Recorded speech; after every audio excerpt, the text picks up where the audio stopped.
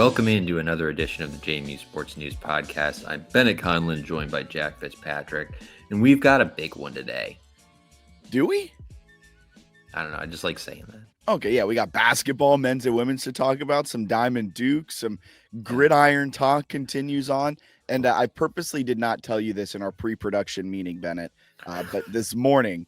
It was a lengthy meeting. It was a very lengthy meeting. I stepped on, Eva left out a hair dryer, and you know how they have plugs, the prongs that stick up? Okay. Stepped on it on my heel. I have a nice hole in my heel now. And I wanted to get your unadulterated reaction to that. Is it like a bad wound? You got to go get checked out after that? No. It's not that bad, but I did look down in the kitchen this morning because I didn't realize it broke skin, and there was just a trail of blood from where I had been stepping. Yeah, my fingers healed up from when I sliced it last. Yeah, that was last week, right? Or 2 weeks ago? So last week, sliced it up accidentally. Yeah. But I'm healed. I'm fully healed. That's good. I'm glad we're overcoming our injuries to be able to bring you this podcast, JMU Sports News Podcast, presented by Bet Online. Bet Online is the world's most trusted betting platform. Don't fact check that, and your number one source for all online betting in 2025. Whether you're a seasoned fan or a first-time bettor, Bet Online is your ultimate game day companion with the largest selection of odds on everything from NBA, college basketball, NHL to UFC, and more. Bet Online continues to be your number one sports betting source. From every three-pointer to hat trick, Bet Online has you covered with odds, stats, and more for every game, every play, and of course, every win. Bet Online, the game starts here. I had another question I was going to ask you here as we were about to dive into things, but I completely more of housekeeping stuff. Apologies for everyone. Last week's YouTube video didn't end up getting posted. Apologies. Yeah, apologies there because the Wi-Fi in the hotel was really struggling to upload. I think that's okay. An hour-long video. So we were not on YouTube last week. We're on it this week. So you can like, rate, subscribe, all of those things on YouTube, as well as Apple Podcasts, Spotify Podcasts, and follow along with our Twitter, JMU Sports News, and our Blue Sky, JMU Sports News. Bennett finally got the login for it because I had been I've been slacking for the last month, forgetting to cross-post our tweets to our Blue Sky. But Bennett, he logged on there and he's been doing it for like the last 24 hours. I give him another 48 hours of doing it until he too forgets. That's a lot. It might be another hour. But if we get enough engagement and we can cross the 100 followers mark over on Blue Sky, I promise we will be more consistent with posting over there. Yeah, there's something about the 91 that's just not making me motivated to post. I don't mean to be rude to Blue Sky, but when we have over 10,000 followers on Twitter and then 91 on Blue Sky, I'm like, the juice is not worth the squeeze here. But make the juice worth the squeeze. Is that how you say it? I like that, yeah. All right. And before we get any further, just want to let you guys know Cinnamon Bear Bakery and Deli across the street from the AUBC. Great place to get your baked good needs. Check them out next time you are in Harrisonburg. All right. Where do you want to start today? Do you want to start gridiron? Do you want to start on the hardwood, or do you want to start on the diamond? Oh, let's go basketball. I feel like they've earned their spot now atop the show. We'll lead with men's basketball then. Preston Spradlin, he's turned things around. That leads me directly into the next lower third we have here. Preston Spradlin has certainly turned things around on the midst of a 7-game winning streak in Sunbelt play. If you take out the Toledo loss, they have a lot of green on their Ken Palm recently. Yeah.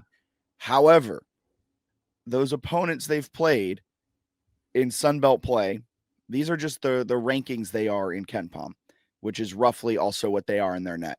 So 302, 265, 331, 302, 104, 259, 331. So that leads me to the question. Good play recently? Or is JMU just not horrible and they're beating bad opponents? I think it's that one. It looks a little bit better, but this was cracking me up. They were 146th in Ken Palm on November 29th when they played George Mason. They are 146th today. So they're I don't think they're that much different than they were in November. I think maybe they figured out their rotation a little bit more, which is nice. We talked about how they were bringing Mark Freeman off the bench, and we thought maybe they didn't want Brown and Freeman on the floor at the same time. which is proven to not totally be true because Spradlin's running a lot of 3-guard lineups with Bryce Lindsey in the mix as well. So they're using, I guess, their star players maybe more than they were at the beginning of the year and relying on those 3 guards who can really score, Brown, Freeman, and Lindsey. But they haven't played great competition here this last month. We talked about how they could go on a run just because of the schedule and leaning on the talent that they had in the backcourt. It seems like that's what they're doing. But I don't know that they're necessarily playing a lot better. Like there's a lot of talk of like they figured it out. They look a lot better. Like this is, they're turning a corner. I still don't think they're going to win the Sun Belt tournament, but I think they're like going to hit 20 wins, which is nice. Yeah, in the Sun Belt tournament, they have this team over in Jonesboro, Arkansas, that is like very good at basketball. And I think JMU fans discount that because they beat them at home earlier this season. But on a neutral court, I think the Red Wolves they'd probably be like a 6 to 8 point betting favorite. Like they would be a pretty sizable favorite if those two teams met up in the conference tournament championship game, which is how it's looking like it could potentially play out. We'll talk about how JMU can get a top 2 seed in just a little bit. The thing is about JMU in conference play, they rank 7th out of 14 teams in the Sun Belt in offensive adjusted efficiency. They rank 6th out of 14 teams in defensive efficiency.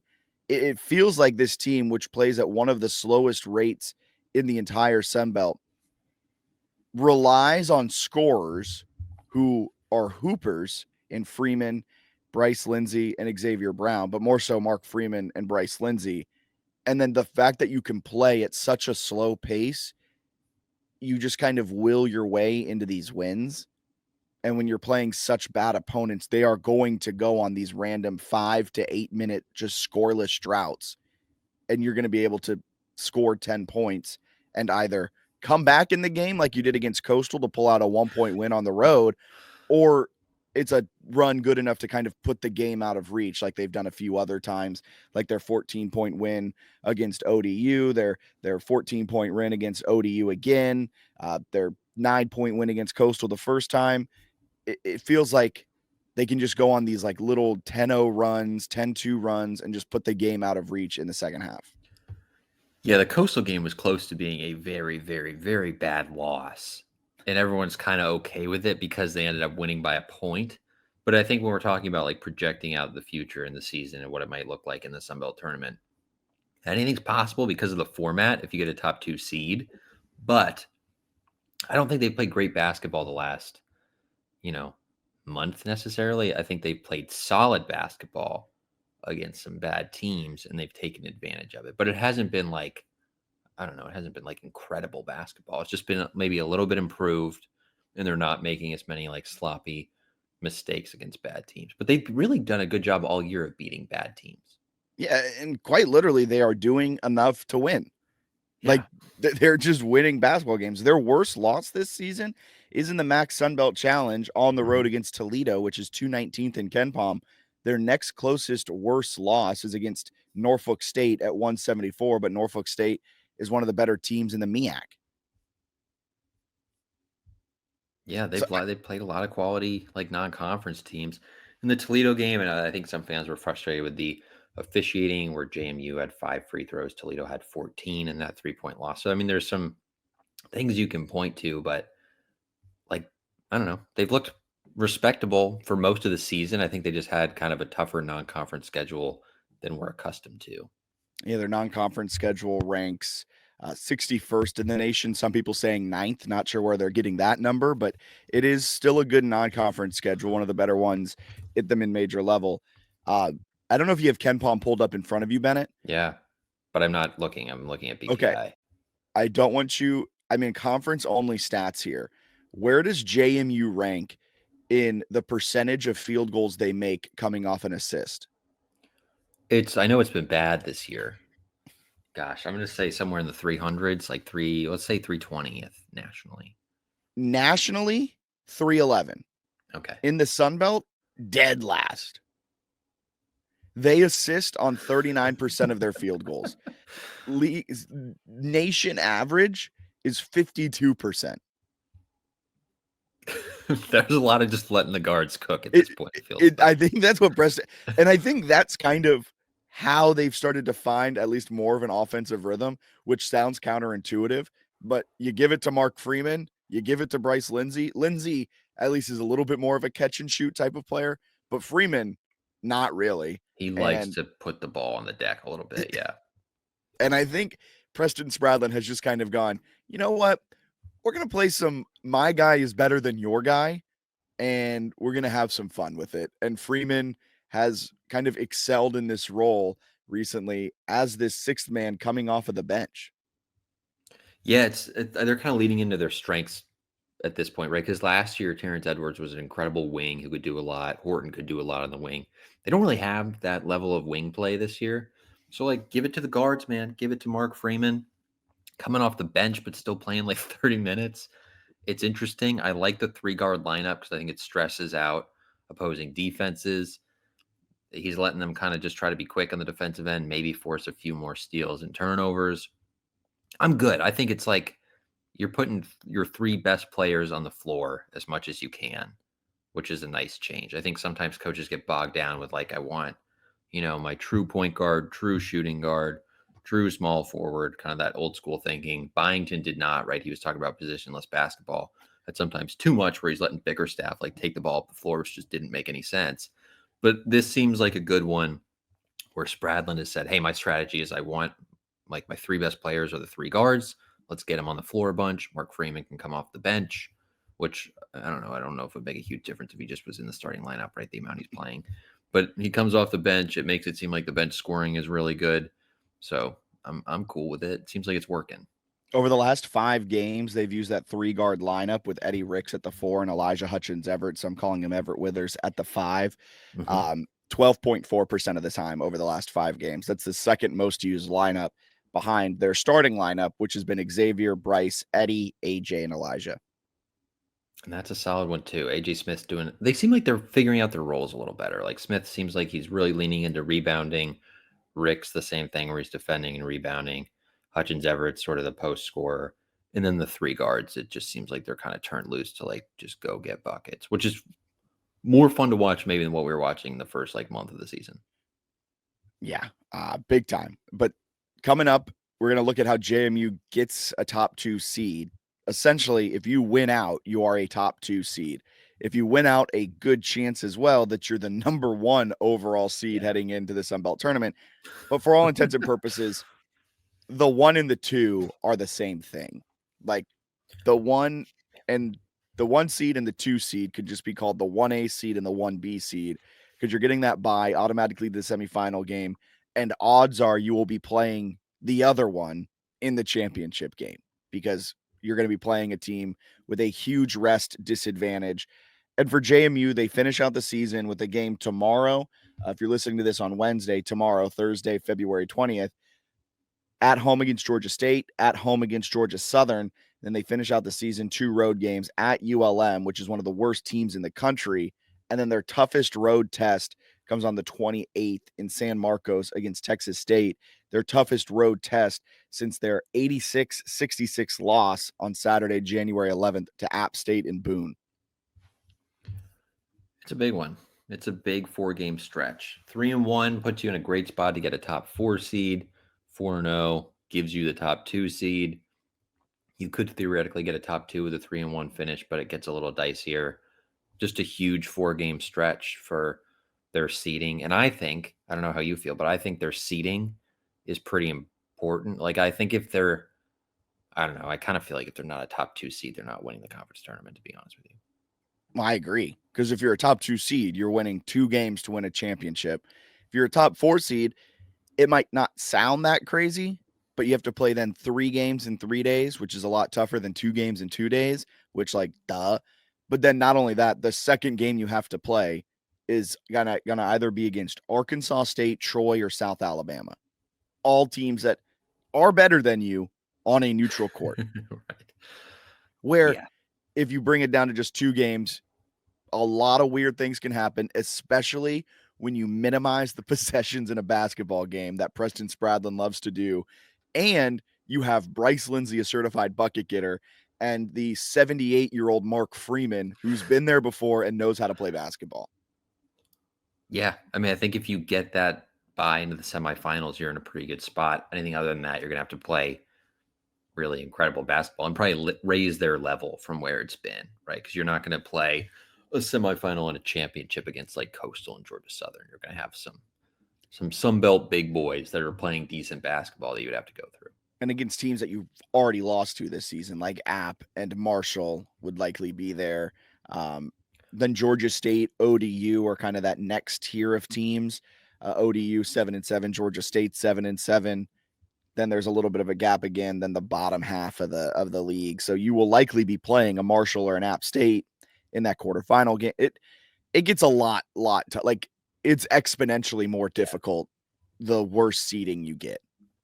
Which I know sounds stupid because, like, if you look at the bracket, you're like, that makes sense. But sometimes just saying it, you're like, damn, it really is going to be like a completely different tournament if you just lose one of these games. And these are all games you should win. Like, if you are quote unquote better than you were at the beginning of the season, if you've quote unquote figured things out, like a lot of the quotes are saying right now, then you win the last 4 games. These are 4 games that I think JMU fans, albeit in this short era of being good at basketball, that Byington brought into this, and now Preston Spradlin is looking to build upon. That Byington team would have crushed these teams by 20 points. Yeah, Spradlin, go out there and win them. Yeah, that's what Byington did so well, right? Is they blew out bad teams the last couple of years at such a high clip. It boosted that Ken Palm and net and all that stuff. But Ken Palm's got him favored by at least 9 in the next 3, and then favored on the road against Texas State. Like, I think anything worse than 3-1 would be really, really disappointing. And even I think not going 4-0 is a kind of bit of a disappointment too. Yeah, Georgia State and Georgia Southern, both at home, both very winnable games. Like Georgia State, they've got 2 good guys down low. It's going to be difficult for the big men of JMU with Elijah Hutchins Everett and AJ Smith and maybe a little Eddie Ricks to slow down Cesar Edwards and Nick McMullen. But over these last few games with Georgia State, Nick McMullen has not been what he was earlier on in Sun Belt play. The dude was averaging essentially a double-double the first few games of the conference season. I didn't see what he did last game out, but going into that Thursday game against ODU, he hadn't had double figure scoring in like 4 games and was really struggling from the field. Now, Cesar Edwards, he dropped 24 points on 9 of 10 shooting against ODU on that Thursday game and was a key force in them blowing out the Monarchs in Atlanta. And that's going to be a difficult task for Elijah Hutchins Everett to slow down. If he gets in foul trouble, then they're kind of screwed. But that's all Georgia State has. Right. It's the 2 bigs. They kind of cooked the last time out against App State. They're both decent. But like if you can slow them down, yeah, there you go. All right, Zarik Nutter has to beat us. Good luck. With a name like Zarik Nutter, although he did have a lot of points against ODU. I like their chances, JMU, to go through the next 4 with a nice little stretch because they've been playing great at home all year. And Georgia Southern has one guy, Adante Holloman. Granted, the dude's a walking bucket, but slow him down. It's not like these teams that you're playing against to finish out the season are like, they've got 3 guys who can score. Right. You've got like one guy your scout should focus on. And then the rest, you're like, all right, their 6th man has to drop 20 to beat us. And if he does, congratulations, you earned the win. It's doable. Very doable. You know what else is doable? Women's basketball picking up a top 2 seed. That's doable. I'd be surprised if they don't get one. I think they're a win away, right? If they win tonight. They win against tonight, Georgia State. Yeah, then they are going to be locked into a top 2 seed. 23-4, 14-0 in the Sun Belt, 15 straight wins. I kind of think if they keep cruising, get in, man, I think they're going to win an NCAA tournament game. Really? Where are they right now in bracketology? Like a 12 seed? Last some one? 12. Some at okay. 12, yeah. But the benefit of the 12 is that you're playing a 5. The 4 seed is hosting those games. So realistically, the fans of the 4 seed, at least some, are going to watch your game and cheer for the underdog because they would like their team to advance to the Sweet 16. So you're going to have like a positive, I think, positive sort of fan support. And they're just so experienced. They're playing so well. I think they can hang with a 5 seed or maybe a 6 seed if they get down to that 11 seed range. I don't know if we talked about this last week. Is this the best team? Is this a better team than 2019-20? Is this the best team Coach O has had? I was looking at it yesterday. They're right in the mix. I think it's debatable because you've got like Kamaya Smalls was a star. And then A you've got that WNBA team. player. I forget that team had Kiki, like freshman Kiki. So like that star power, I don't know if they have that at the top, but the depth and like balance of this team is crazy. Wasn't Peyton on that team? I don't think she was. I think she got there the year after. It feels like Peyton McDaniel had JMU for years. She's She just a had redshirt junior. maybe she redshirted that year, but she's a dog. Peyton's a dog. She's a star. Kozlova's averaging at least 10 too. Rose Scott's getting over 10 a game. Shanti Barnes is getting over 10 a game. 4 players averaging 10 plus. They've got some really good power 5, 6 transfers in the backcourt with Stevenson and Robinson. And then Hazel's just like your steady veteran. Anna Goodman, pretty good player off the bench. Like they are just really, really deep and they all seem to know their role. Yes. Isn't it also hilarious that they are sitting here at 14-0 in conference play and one slip up here down the road could, or I guess it would be, I just got an ad blocker pop up yelling at me on my, as I went to the women's basketball page. 2 slip ups and Arkansas State finishing out strong would result in them being the 2 seed in the conference tournament with a 2-loss conference record. If they slip up once, they will, I believe, still be that 1 seed. But I'm not entirely sure because they don't play Arkansas State, which is idiotic. I can go on a whole rant about the Sun Belt lunacy of their scheduling, but I'll save that. But they've got a tough schedule here to finish out. Georgia State twice, and that's a team that Coach O has really struggled to play against. He's 1-3 against Georgia State since 2023, joining the Sun Belt, which is insane. So, it's not out of the realm of possibility that they slip up twice and don't finish as a top 2 seed. However, if they win tonight, they lock up a top 2 seed. They're in a battle. They're in a battle with Arkansas State. Arkansas State's playing some good basketball across men's and women's, just like JMU. You know how cool it would have been to play them in the regular season? But no, the Sun Belt's like, we had the North, we got the East and the West, and we got travel partners. Stupid. It's a bummer they don't play. Maybe they'll meet in the conference tournament. But yeah, I think it's the best team Coach O's ever had. They're really unbelievable, playing phenomenally well as a team. They do just about everything you're looking for them to do. They're so much improved from last season. I'm excited for the end of the season. I hope that they can get through the Sun Belt tournament without any injuries or anything and keep on cruising because they are deserving of an NCAA tournament appearance. If they end up in like the WNIT, they're probably going to go to like the Final Four of that. Remember the 2018-19 season when Kamaya, Lexi Barrier got hurt in the first round of the CAA tournament, and then Jackie Benitez, I think, jacked up 23s as they lost by 10 to Towson. This is always a good podcast thing where we end up looking up the Jackie Benitez stat line from that one. So I will be doing that right now. Jackie Benitez was on that 2019-20 team.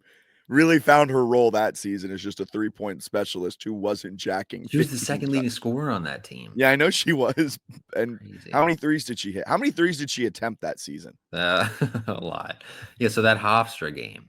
Hofstra, sorry, not Towson.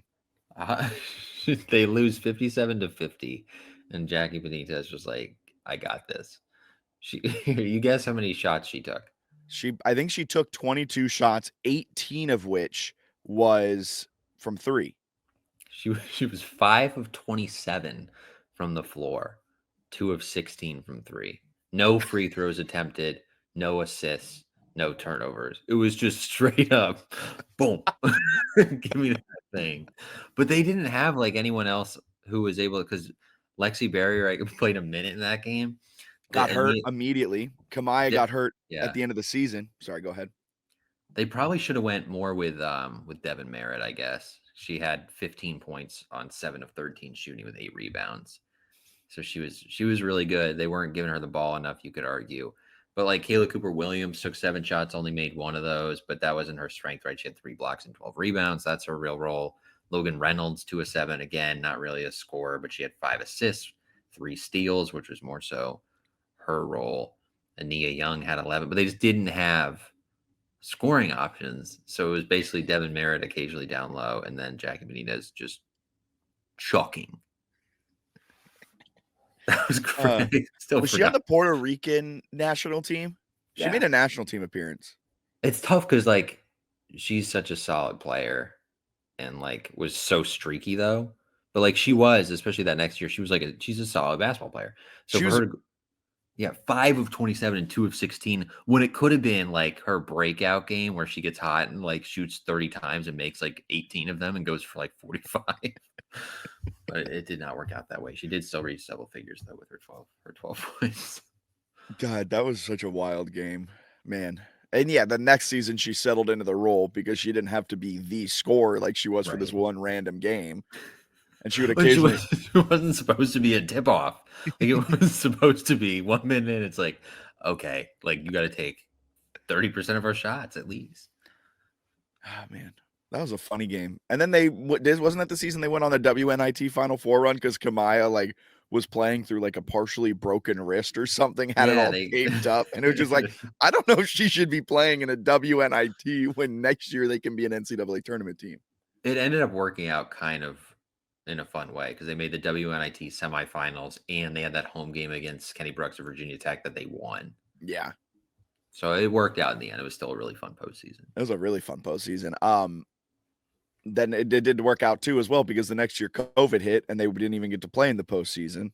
So glad that the team got like their moment to shine because who knew Jackie Benitez chucking that many threes led to Kenny Brooks losing to his what's not predecessor, his successor, Yeah. inside of Convo Yeah, I forgot it wasn't even the because that's not even the AUBC yet. What a world. So if this year's team can avoid a global pandemic and just horrible injury luck, I think they're going to be the team to beat by quite a bit in Pensacola. I will say that with all this sickness going around of these basketball programs, but I think That is a good point. Yeah, these teams got to really make an effort. It seems like maybe they already have the sickness. I was gonna say I think JMU has already had the sickness. They only dressed 9 players the last time out. I would imagine because of sickness and or injury. So maybe they've already gotten the injury bug. They've already gotten the literal bug of flu. Good timing is when you want to get it. Yeah, right before the season ends. Got 4 games left, 2 more weeks, and then March 4th. I guess not even March 4th. It would be March 9th. Isn't that insane? The conference tournament crazy, starts yeah. March 4th, and they won't play their first game if they win tonight until March 9th. Man, the value of a top 2 seed. That is March 9th. It's the 19th. There's 28 days. That's in 18 days. Nearly 3 weeks from now. Sorry. That's just wild. It's just like that is wild. I love the Sun Belt tournament. All right. That's it for the hardwood. Let's move over to the gridiron and then we'll wrap things up with Diamond Dukes. We'll be back we'll take a quick break here right in the middle. We'll be back with more JMU Sports News podcast on the other side of this break. Welcome back into the JMU Sports News podcast. Moving from the hardwood over to the gridiron. Bennett, they hired the defensive coordinator. We talked about it last week, maybe 2 weeks ago. I forget when it happened. Time is a flat circle, and all things are running together in my mind. Hitchler is the new defensive coordinator. Zach Sparber, who is another leading candidate, according to a source, left to go to become the Rutgers co-defensive coordinator. My conspiracy theory on that was that he was told that Hitchler was getting the DC role, and that's when he decided to go to Rutgers. So then that left an opening at the linebacker spot, and they filled it with Robert Morris's defensive coordinator out of the NEC. Dave Plungus. Pretty good hire. The dude's really been there deep. Horrible name, though. Plungus. Hitchler, which sounds very close to another name, and Plungus. Wow. Yeah, we're gonna have to connect with them and ask about like growing up and all that, the names. But great hire. 7 years as Robert Morris's defensive coordinator slash associate head coach, and he's been tutoring the linebackers, is how they described it. I think he's just been the linebackers coach as well. But the bio on Robert Morris said he was tutoring them or something. Really good coach. They've had some incredible linebacker play. Last year, they were first in the NEC in scoring defense and pass efficiency defense. They were second, I think, in tackles for loss, right up there in sacks. Really just a solid, aggressive defense. They also had two linebackers go over 100 tackles and 10 tackles for loss last year in the same season. So they were doing a lot with their linebackers and relying on them to make a ton of tackles, tackles for loss, that sort of thing. Just a really experienced coach who can give Hitchler some ideas too schematically because he's been at DC longer than Hitchler has. So I think that's a valuable asset. He's a good recruiter. Seems like a home run hire. Bob Chesney is not playing around with the coaching hires, which gives me the vibe. Bob Chesney might not be in Harrisonburg all that long. February 19th. Is this staff better than it was a month ago when Hemphill and Sparber were still on the staff? I think so. Wow. Okay. All right. I respect it. It's just you get like a former Alabama defensive coordinator who I think can hold his own with Hemphill, and especially in terms of past experience. And then you have a like Sparber's like a grad assistant at Duke, and then he came into the linebackers coaching job, where like this dude has led a top FCS defense for better part of a decade. Don't you love the life cycle and the food cycle, I guess I can say, of coaching at the college football ranks? So Lyle Hemphill leaves to go to Texas A&M to rejoin his buddy Mike Elko, leaves a defensive coordinator position to become a senior defensive assistant, I think is what the title, or analyst, something like that, which is a title downgrade without a doubt, but probably a raise monetarily. So Yeah. then everything shakes out. A fired coach from Alabama, and we can argue about him being fired or let go, was the scapegoat, all of that, but was a fired Alabama coach, takes his position. The linebacker coach that was apparently a leading candidate, he gets passed over, and instead of staying as the linebackers coach, goes takes the co-defensive coordinator position at Rutgers, which is a position upgrade and a monetarily upgrade. And then to replace that guy, JMU goes down into the lower levels of the FCS and takes up a defensive coordinator to become the linebackers coach, which is FCS to G5, a downgrade in position, probably not a huge monetary upgrade either. But because it's a G5 school, this just tells me that, like, with the way everything is going, FBS is now so much better than the FCS. Like, I think there was a point when JMU was in the FCS, and this might be me looking at it with purple colored glasses, but it feels like at one point the FCS and FBS, like in terms of coaching, weren't all that far off. Like, if you were a good head coach at the FCS level, you could pretty easily make that jump into the FBS and have success. Chesney did it, but now it feels like these coaches are like, I can't go from Robert Morris defensive coordinator to Elon head coach to, ULM head coach in a 5-year span. I'm going to have to jump all the way up to the ranks of G5 FBS.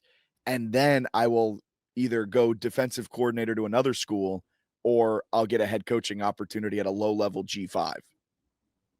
Yeah, there's something about that FBS. A solid G5 team like JMU, it's an attractive spot. And I think fans sometimes get caught up with like, oh my gosh, like we're losing that player, we're losing that coach, and it is really hard. But yeah, you mentioned that food chain where you can just grab some other people up from the FCS. That's what they're doing with players, that's what they're doing with coaches. So it's working out pretty well for JMU, even though they're going to lose a lot and have lost a lot to like higher levels than them. They're not the lowest level, so they're still stealing from other people, and it seems like stealing a really accomplished defensive coordinator to just coach your linebackers. And I think Football Scoop said he's also going to be like the defensive run game coordinator. feels like kind of a home run hire for JMU. And then JMU is going to be in the market again next year as they look to replenish their entire coaching staff after Chesney will leave them. It feels like that's seems realistic to not to be a Debbie Downer here, but I don't think Chesney's putting together a staff that's going to be in Harrisonburg for the next 5 years. Or a roster, right? I mean, he brought in like Matthew Sluka and Camden Coleman, and it sounds like Barnett is maybe making decent progress in his recovery, where he's like on campus, not even in a brace, just walking around well already. So, yeah, they got an embarrassment of riches in terms of talent on the roster, and then also coaches. Yep. All right. Should be fun. Should be a great defense again. And that brings us to a little bit of a sadder topic. Yeah. Softball, worst start in program history. Their early season invitational tournament at JMU was canceled. So they're still 0-5. But the plus side is they were invited to be a part of the ESPN Shriners Classic to start next season, where they'll have the opportunity to start 0-7. Those are some really good teams in that. I'm interested to see how the rest of this season goes. I was listening to some of Laporte's comments, and I think she was pretty surprised talking to Dave Riggert that they started 0-5 and that they looked tight at times. She said the approach at the plate was kind of surprising and disappointing, where they were swinging it just like garbage pitches, was basically her description. That they weren't patient. They couldn't recognize the pitches being thrown to them. Like it was it was like she did not seem like she was expecting an 0-5. So I think that was interesting. Some of that is the competition was pretty good. They lose to Georgia, which is now number 9 in the country. They lose to UCF 3-2 in a game they probably should have won. UCF's receiving votes. They lost 2 to NC State. One was particularly competitive. NC State's like a middle of the pack, lower end ACC team, but they're not complete garbage. And then CSU Bakersfield was the one like big red flag because they went 5-46 or something last year. They're already 7-5. They have a win over Illinois, so they're not ass hot garbage as they were in 2024. So I'm not going to give them a pass because you can do that with a lot of opponents where you're like, oh, they beat this team and they did that. 0-5 is a bad start. I got a deep dive coming out on this, but Lauren Laporte's under contract through 2029. They're not paying 4 years of a softball coach buyout. So like she's there to stay for quite a while. It would not make any sense to get rid of her. Although this is a very disappointing start and they have not made a regional since making the Women's College World Series. You can find that by the time you're listening to this podcast, it's going to be up over on jmusportsnews.com. Right on the front page is a featured article. If not, you can click the women's sports, go into the softball category, and find the deep dive. We FOIA'd her contract. We got it all. And Bennett did a complete deep dive into it all. And I know how much she loves softball. I know it's a bummer to start 0-5, but here we are. Hopefully the offense can find something. Because last season, that was their Achilles heel at times, was just no offense. And like average to above average pitching, which should be good enough to win a lot of games. But the offense really just had times where they could not hit the broadside of a barn. And that was their undoing last season. Hopefully they can figure things out pretty quickly and get the offense back into rhythm. I like hearing that Laporte was a little surprised, which tells me maybe they're showing a little bit more in practice, which gives you hope that they're not as offensively inept. Maybe that's a rude word, but than last season, and that they will kind of turn the corner here against not teams in the top 25. Yeah, I mean, I think that's a fair description. They scored 3 runs in 5 games, got shut out 3 times. So it was not good. Bella Hensler also didn't play. I'm not sure why. I'm not sure if she's injured, but she hit like 347 with 11 homers last year. So that's a tough one to not have her. I don't know exactly her status moving forward. Also, losing KK Mathis hurts. She's like balling at Duke. Like balling at Duke. So they had the portal hit them there a little bit. That was tough. So it's not what you like to see. I think Liberty's in the top 25. Virginia looks pretty good. Tech's in the top 25. Forget who was tweeting this. I don't want to credit it to the wrong person, but one of the JMU softball fans, kind of the hardcore fans on Twitter, made some really good points about JMU's struggles these last few years and bringing up the fact that UVA is investing in softball. Virginia Yes. Tech is now a national power in softball. Liberty is receiving votes and or ranked in the top 25. And these are all teams in the Valley. And it used to be just JMU who could go and find the Megan Goods, who was a star volleyball player, and go, you want to pitch at JMU? Find the Odyssey Alexanders, find the Jalen Fords, find the Kate Gordons, find all of these great players. And now they're competing with Virginia Tech and UVA and Liberty for the same crop of talent. And they're just not getting, I think, the high-end talent that they were getting under Mickey Dean in the first few years of Lauren Laporte. So recruiting is going to become a huge thing. Transfer portal recruiting, I think, is going to become a big thing if JMU wants to return to not a college World Series, but heck, a super regional in the next 5 years. Yeah, it's going to be interesting to monitor, and they've got some young pitchers that seem like they've got some promise. Madeline Johnson was really, really good, a true freshman. She led him in innings pitched and had a 3 ERA, so I thought she flashed a little bit in her first few outings. But yeah, it's not what people are accustomed to, because Mickey Dean was doing an incredible job, and then Dave Riggard, who's getting like these 20-minute spots weekly with Laporte, some good gems in there. He is retired from Auburn. He's back in Harrisonburg apparently, living there. So he and Laporte talk somewhat frequently, which I thought was interesting. And Laporte was an assistant under Dean, and they would assume to still have a good friendship. yes, so they still have a good relationship, it sounds like. So if she ever needs advice from, probably the most accomplished and successful softball coach in program history, he's close by. I would say Laporte might have that with a College World Series appearance. You could argue that. I just his track record over such a He long had period of sustained time. success. Laporte has not been to the postseason since the College World Series. I see what you're saying. Yeah. It's if I'm taking the two, I'm taking Dean. Yeah, higher peak for Laporte, lower valley. Dean Yeah. more of a plateau, which was pretty high.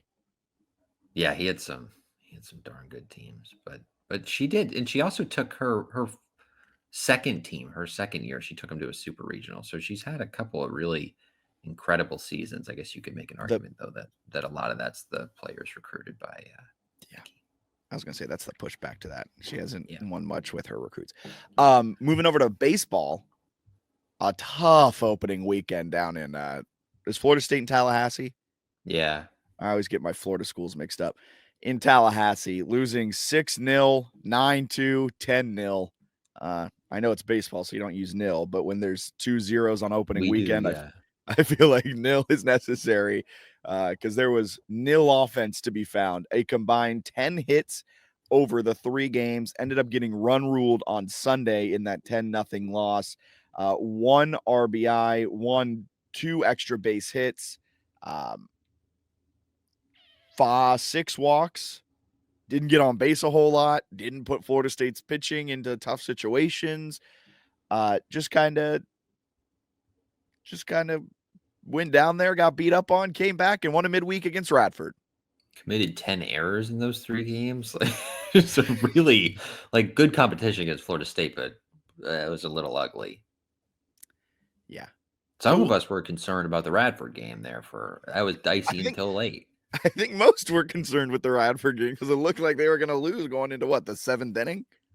They were down 3-2, bottom of the 8th, and then they put up a 5-spot, 2-run home run, put them in front from Corey Dowdell, who is just. Can we talk about Corey Dowdell?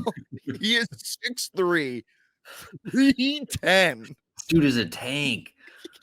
He absolutely demolished that ball, pinch hitting, just a rocket shot. Did you see the clip? Did you see the angle they had the batter in the on deck circle lined up perfectly where it made Dowdell look 510 pounds, not 310. I was like, when I first saw the clip, I went, holy hell, he's big. And then I saw him swing and I was like, okay, he's not that big, but he is 310. Well, it also went off the light pole. So Radford's acting like he hit a double. They didn't really know in the booth either. And they're like, it's a home run, I guess. I thought that was very funny that it just creams off the light pole and nobody was aware. But they got a huge one coming up against Canisius. Okay. All right, Canisius. Woo. I mean, you got to win those 3 games. I love their logo though. Canisius's? Yeah, it's like, what is that? Are they the Phoenixes? No, the Eagles. Some sort of giant ass bird. What is that? Is it a griffin? Oh, Canisius Griffins. That doesn't sound right, but it sounds Yeah, cool. the golden griffins. The Canisius Golden Griffins come to town. First pitch 3 p.m. on Friday, then a 2 p.m. first pitch on Saturday, a 1 p.m. first pitch on Sunday, and then that leads them into a midweek on my birthday against Virginia Tech. Did you see what Virginia Tech did to Bucknell? Did they outscore them like by 100, but they lost a game in the series? Did they lose a game in the series? I think they lost the middle game. Let me look up because I was seeing that they won like 37-2 on Friday. Let me get the exact scores. Do. Are they supposed to be good this year? Yeah, you're right. They did lose one of the games. They won 19-0, lost 8-6, and then won 27-1. You know their coaching staff is fuming about that Friday game. Let me look at the box score because that had to have been just like one pitcher getting lit up. Right? Yeah, probably. You would think, right? Then the offense just didn't have enough. They put up 6. That should be enough. Bucknell jumped out to a 4-0 lead, and then they put up a 3 spot in the top of the 7th to win. Wow. Huh. So that's the game on February 25th. That should be a fun baseball game. If Virginia Tech's midweek pitching is as bad as their Saturday pitching, should be fun. Dowdell may go for 4 home runs. I do really like though that Bucknell got the 1, and then coming out next time out, they're like, it's fine. We got the 1, 27-1 in 7 innings. Head home. They're already on the plane. And then, man, Fairfield. I'm going to go to one of those Oh, wait, no, I don't. Do I still go down for a Charlotte game? This is me talking things out live on air. Charlotte, no longer how are they this year? They're fine. They've got a ton of transfers that have come in. They've got like the D3 National Player of the Year who can pitch and hit. Some people calling him the Division III Shohei Ohtani. I've heard that around. Mainly Charlotte fans. I was initially going to go down and catch that Sunday game against Charlotte, JMU and Charlotte, when I was down there for the South Atlantic Conference basketball tournament. Sure. But things have shaken out where I won't be in Charlotte that weekend anymore, but maybe might go down for a game. Something to consider. Yeah, something to consider. You want to come down? No. Okay. maybe. I could be headed on my way to Florida for Players Week actually, so it might. Okay, so you can kill 2 birds with 1 stone. Work out perfectly. Yeah, could work. I could be my stop. Okay, I don't live there anymore though. So no, I know, but I could just stop in the area anyway. I'm glad it's a huge 20-day stretch coming up. Obviously, you got Charlotte, you got Virginia Tech twice, you got Maryland once. The Terps doing a lot. You could go to that game. Baseball program. Yeah, I think it'll probably work though. Oh, I'm not gonna take off. Should I ask to cover that? Yes. Like, we don't do Maryland baseball gamers. We do now. Look, I know I'm the assistant sports editor, and this is below me, but let me cover a midweek college baseball game. And then just write it like on the JMU angle. Just do a complete feature on like Corey Dowdell. So, Corey, what's your pregame meal? He walks in the park and people take notice. He gets off the bus and people take notice. I do love Dowdell because he looks like me in terms of weight. He's a little more than me, but it's not I'll say it was not a surprise when the 6'3", 310-pound guy who looks like he would lift an incredible amount of weight deposited a ball over the left field fence. I was like, that checks out. It came off his bat and you said, yeah, that makes sense. Like him trotting the bases, I was like, that dude could play guard for Chesney. That dude can only hit home runs because I don't know how fast he can run around the bases. A good trot, though, is right up his alley. Yeah, I'm excited to see if they work him in at all, or if he's just like pinch hit star. That was kind of his role at Georgia Southern. Yeah, He appeared in 69 games over 4 years, 35 starts, 243 hitter while at Georgia Southern. So like not necessarily the best hitter, but if just he makes contact, yeah. whew. Attended Camden County High School in Kingsland, Georgia. Wow. Interesting. That's our guy. Dowdell So is. how many row they got? Do you think we could get Dowdell as a JMU Sports News NIL athlete? Oh shit, that'd be cool. Just wear arm sleeves for us every time he pinch hits? I would like that. That would make Athcom very happy. That's right. All right. We've gone off the rails here at the end. Anything else you got to add? Lacrosse has bounced back. I want to give them a shout out. Yeah. They still 2-1. Yeah, 2-1. Big win over UConn. Yeah, hell of a win over UConn. Climbing out of early deficits, though. Yeah, they like to get down early. They did that against UNC and didn't do any climbing, but the last two they've climbed. They've They've clumbed to the top of the mountain. They get a little time off. They don't play until next Wednesday against Richmond and Harrisonburg. So that's a fun one. They got a great stretch. Richmond, which is 19th according to the website. Then they play Florida in What Charlotte. website is that? What website is that? JMUsports.com. Okay. They put the little numbers, but I don't always fully trust where they're getting those. Sometimes they like pick and choose polls to make it seem like they're playing. And sometimes they don't update them when they like drop in the rankings. Yeah. Okay, but anyway, they play Richmond, number 19 according to this. Number 5, Florida in Charlotte, March 1st. Maybe you'll be at that. And then this is the first year of Charlotte's women's lacrosse program. That's pretty cool. Yeah. And then after that, they play Maryland, number 9 in Harrisonburg. So they have an incredible stretch coming up. Really good schedule. And then typically, as is typical with this AAC thing, especially with Florida bailing, the end of the season, I think they're going to rack up a bunch of wins in April. Yeah. What was Charlotte, then who? They play Florida in Charlotte, and then they play Maryland in Harrisonburg. I had a joke in there. They don't actually play Charlotte. Maryland. No, they do play Charlotte, but later. Oh, I see. My bad. I misunderstood what you were saying with the Florida game. The game's in Charlotte, but they don't actually. Unless that's like is that a bracket thing? I don't know. But you said 9th for Maryland, ranked 9th. Yes. This was the joke. 9th, also JMU's non-conference strength of schedule, according to some numbers. I have not been able to verify that. It looks. Anyways, anything else you got to add before we get up on out of here? No, I think that's it.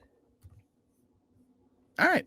For Bennett Conlon, I've been Jack Fitzpatrick. Thank you so much for tuning into the JMU Sports News podcast.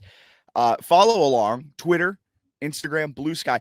Ooh, here at the end, before you turn us off, as Bennett makes a weird face. You okay? Yeah, yeah, I'm good. All right. Before you turn us off here, we are looking for a new social media man. Not a new one. Yeah. We're kind of creating this role. Social media manager. You'd help run the Instagram, mainly help with Blue Sky a little bit, some Facebook stuff as well.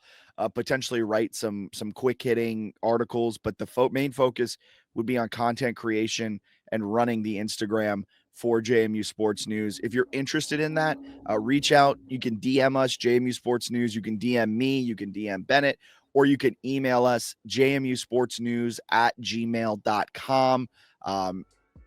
Not really any time crunch to hire that position. It will be paid, probably not a ton of money, but you will be compensated a little bit for your time. But we appreciate it. And yeah, you can DM us, email us, whatever it may be. You've been listening to the JMU Sports News podcast presented by Bet Online. Follow us on Twitter, Instagram, Blue Sky, JMU Sports News, Facebook as well. If you're listening on Apple Podcasts or Spotify Podcasts, please like, rate, subscribe, do whatever you need to do on whatever platform you're on, as well as YouTube. We'll talk to you guys next week, hopefully after a Canisius sweep and a Virginia Tech win. Have a wonderful rest of your day. See ya.